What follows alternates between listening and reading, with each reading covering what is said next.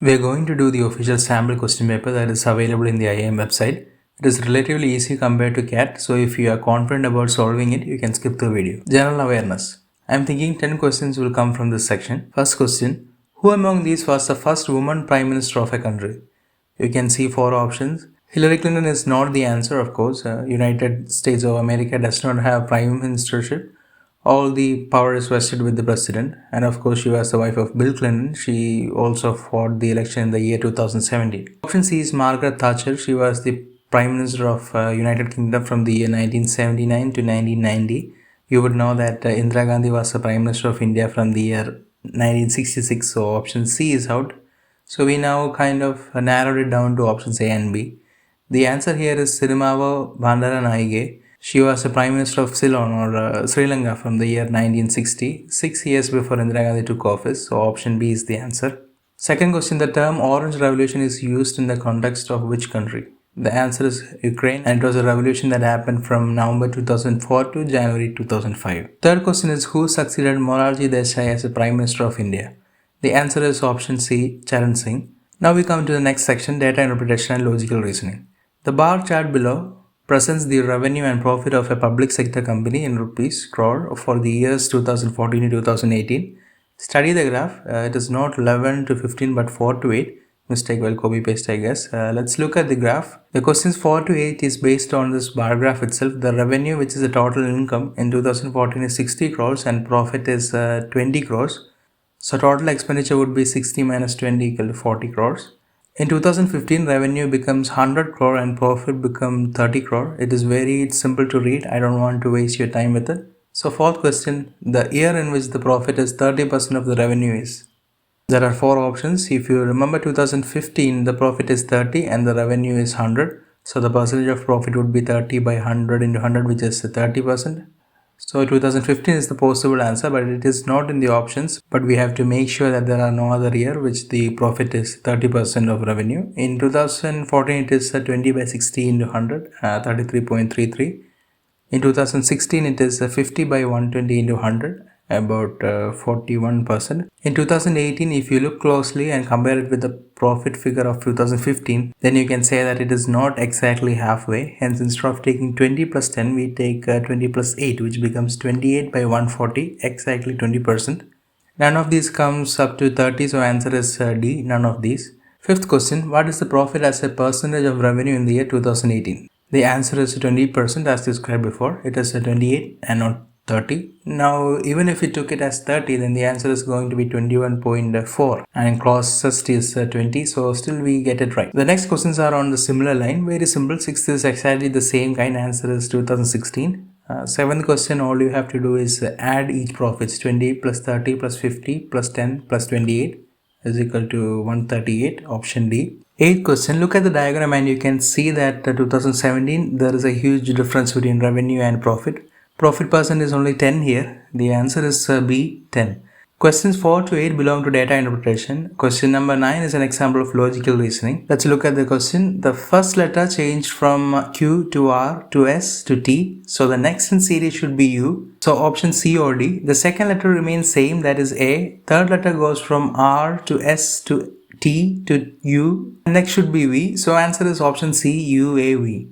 Next is quantitative ability. As we have already discussed in another video, the questions usually involve basic mathematics but are usually tough. So question number 10, classes in a college start every day at 10 a.m. and last till 1:27 p.m. 4 lectures are held during this interval. After every lecture, 5 minutes are given free to the students. The exact duration of each period is. Okay, so another simple question. Total time is 120 plus 60 plus 27, that is 207 minutes. 4 lectures are held and there is a 5-minute interval.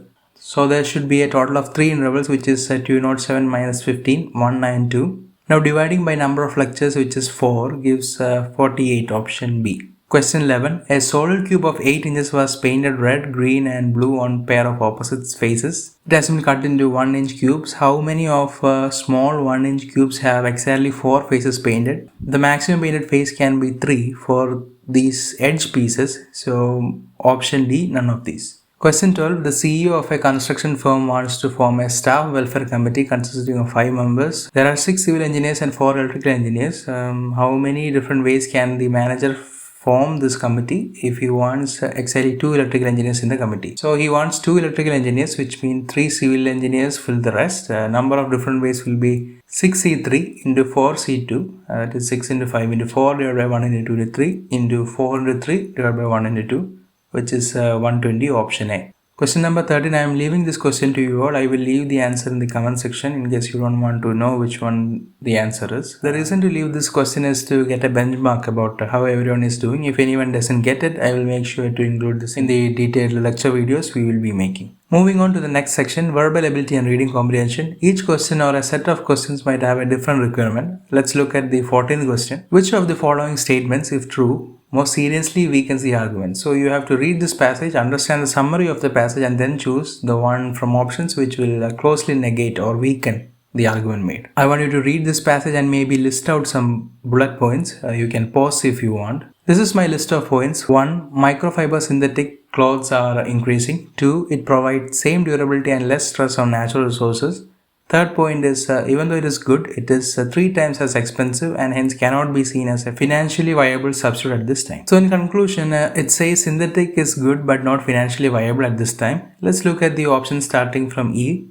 It clearly says that the cost of providing stain guards for microfiber synthetic shirts will be greater than stain guards for natural fiber shirts. It actually supports the argument that synthetic fiber is not feasible. Let's look at option D. Cost of fiber synthetics will remain stable and recycling programs for natural fibers will bring down the cost of natural fibers. Again, it is supporting. Option C says upkeep of natural fiber shirts is far less expensive. Option B says synthetic clothes necessitates factories to renovate obsolete machinery, thus increasing the price again. Now we come to option A, which says a microfiber synthetic shirt costs 1/2 of the price of a natural fiber shirt to maintain. So it literally weakens the argument that a synthetic is too costly for the time being. It doesn't completely nullify the passage, but still this one weakens it. So option A is the answer.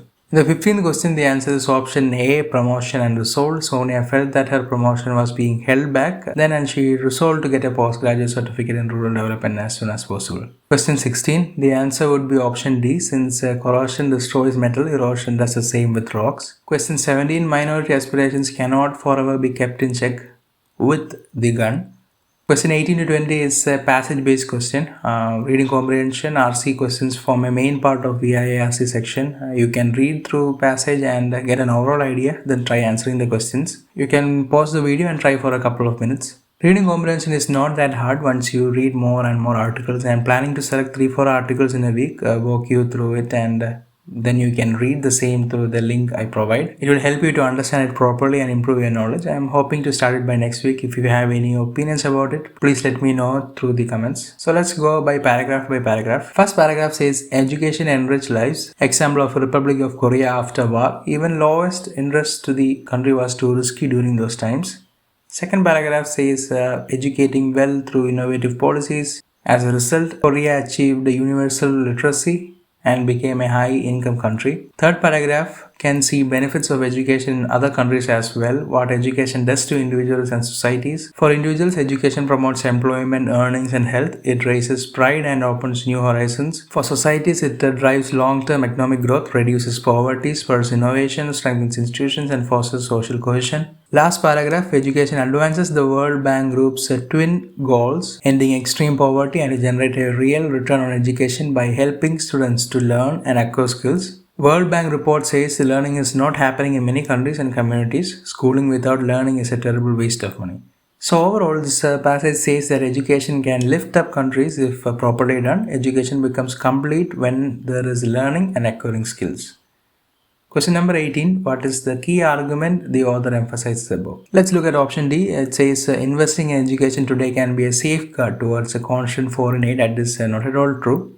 So ABC remains. C says education has many benefits for individuals and societies that collectively enable development. This is a possibility. The author does talk about individual societies and the benefit they receive through proper education. Let's look at A and B just to make sure that this is the best answer. Option B, countries with low education should be considered for the lowest rate loans, even if they are considered too risky to promote development. This paragraph is not too much about getting loans, so B is definitely out. Option A, education leads to enriched lives because it enables universal literacy. It is true in the context of our question, but it is not a better answer than C, so we go with C. Question 19, education has an important role to play in the World Bank's twin goals because, let me remind what the twin goals are: ending extreme poverty and to generate a real return on education by helping the students to learn and acquire skills. Option A, Korea went from being poor to a developed country. It can be taken as an example, but that is not why education has an important role. We go to option B, education can lead to development of human capital. This is a possibility. Option C, education coupled with smart innovative government policies and a vibrant private sector has led to the World Bank's twin objectives. It doesn't answer our question. Option D, education is the end goal of World Bank's twin objectives. Not at all. End goal is to end poverty and help in learning.